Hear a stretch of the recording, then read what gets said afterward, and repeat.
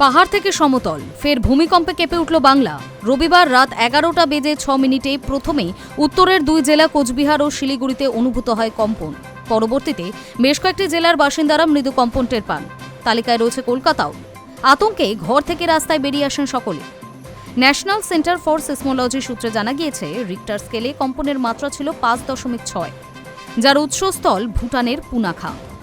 মাটির 10 কিলোমিটার গভীরে প্রথমেই বাংলার উত্তরবঙ্গের দুই জেলার বাসিন্দারা কম্পন অনুভব করেন। স্বাভাবিকভাবেই ঘর ছেড়ে বেরিয়ে আসেন রাস্তায়। মালদা, জলপাইগুড়ি, দক্ষিণ দিনাজপুর, দার্জিলিংয়ের পাশাপাশি কলকাতার বাসিন্দারাও মৃদু কম্পন টের পান। তবে ক্ষয়ক্ষতির কোনো খবর নেই।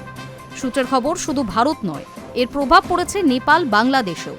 সেখানকার বাসিন্দারাও কম্পন অনুভব করেছেন। উল্লেখ্য, হাওয়া অফিসের পূর্বাভাস সত্যি করে রবিবার বাংলায় প্রায় সব জেলায় চলেছে বৃষ্টি। ফলে ভূমিকম্পনের সময় অধিকাংশরাই বাড়িতেই ছিলেন।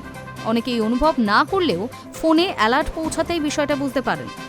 ভূমিকম্পের পরিণতি কতটা ভয়ঙ্কর হতে পারে তা বিগত দিনে একাধিকবার দেখা গিয়েছে। স্বাভাবিকভাবেই প্রবল আতঙ্কে মানুষজন। Hi news network.